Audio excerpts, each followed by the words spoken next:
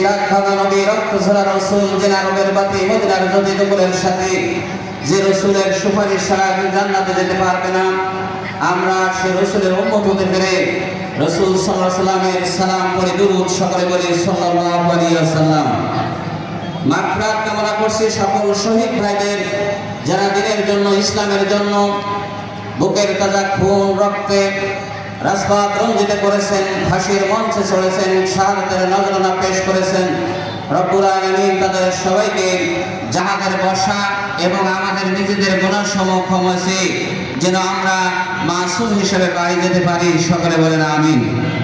প্রিয় উপস্থিতি, মহান রব্বুল আলামিন কোরআনে পাকে আমাদেরকে ঘোষণা দিয়েছেন যে দুনিয়া আসলে স্থায়ী জায়গা না, আরেকটা জগৎ আমাদের সামনে রয়েছে, সেটা হচ্ছে পরকাল। মৃত্যুর পরে আমাদের সেই জগৎ শুরু হবে। আমরা শুধু দুনিয়ার চিন্তা ভাবনা করে দুনিয়ার দিকে ছুটে চললে পরকাল আমাদের ক্ষতিগ্রস্ত হবে। দুনিয়ার এই সফর শেষ করে আমাদের যেতে হবে কবরের ভিতরে। সবাইকে কবরে যেতে হবে না? হবে না। কবর বড় কঠিন জায়গা। আল্লাহ রাসূল সাল্লাল্লাহু আলাইহি ওয়াসাল্লাম বলেছেন, আল-মাইয়িতু ফি কবরি কাল-গারীকু ফিল বাহর।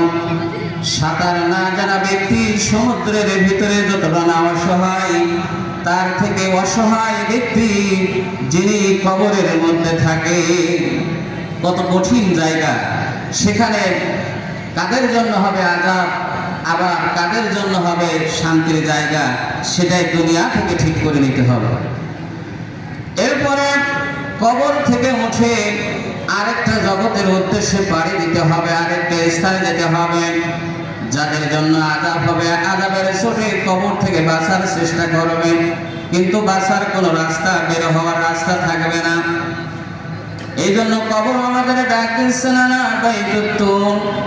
বাইতুত তুরাব, আনা বাইতুল জুন্নাত। আমি অন্ধকার ঘর, আমি পোকামাকড়ের ঘর, আমি বড় কঠিন জায়গা।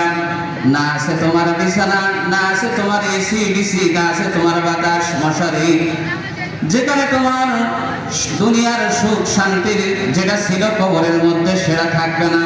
এই জন্য কবরে আসার আগেই দুনিয়া থেকে বাজার সংগ্রহ করে তোমরা আসো।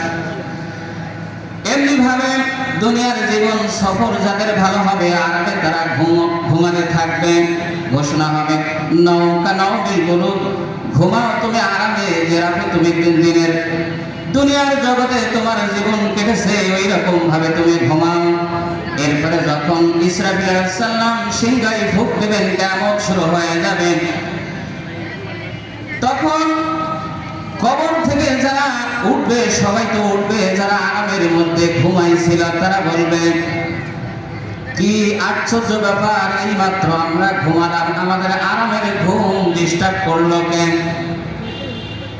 তখন ঘোষণাকারী বলবে, ইয়া ওয়ালানা মান বাসানা মিন মারকাদিনা হাযা মা ওয়াদার রাহমান ওয়া সাদাকাল মুরসালুন।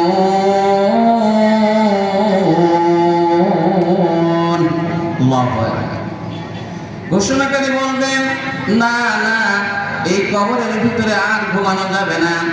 ইসরাফিল আলাইহিস সালাম সিংহায় ফুঁক দিয়েছেন, কিয়ামত শুরু হয়ে গেল। এখন বিচারের জন্য, হিসাব দেওয়ার জন্য হাসরের ময়দানে জমায়েত হতে হবে। হাসরের দিকে উঠবে, একটা বাতাস আসবে, ওই বাতাসের ভিতরে সবগুলো মানুষ হাসরের ময়দানে জমায়েত হয়ে যাবে।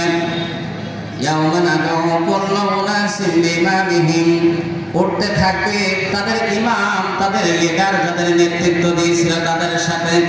আবার আরেক বর্ণনা আছে, ফারদা, অর্থাৎ একা তিনি উঠবে কবরের ময়দান। কবর থেকে উঠে হাসরের ময়দানে যখন জমায়েত হবে, রব্বুল আলামিন তখন আমলনামাগুলো ছেড়ে দেবেন, কাতাইয়ির সিজিলিল কুতুব, কিতাবের পৃষ্ঠার মতো একটার পর একটা উঠতে থাকবে, তুলার গায়ে উঠতে থাকবে। এই আমলনামাগুলো উঠতে উঠতে হাশরের ময়দানে যে যেখানে যে প্রান্তরে যে যে স্থানে থাকবে তার আমল নামাগুলো যত স্থানে তার হাতে পৌঁছে যাবে। এটা হল আল্লাহ রাব্বুল আলামিনের একটা কেরামত।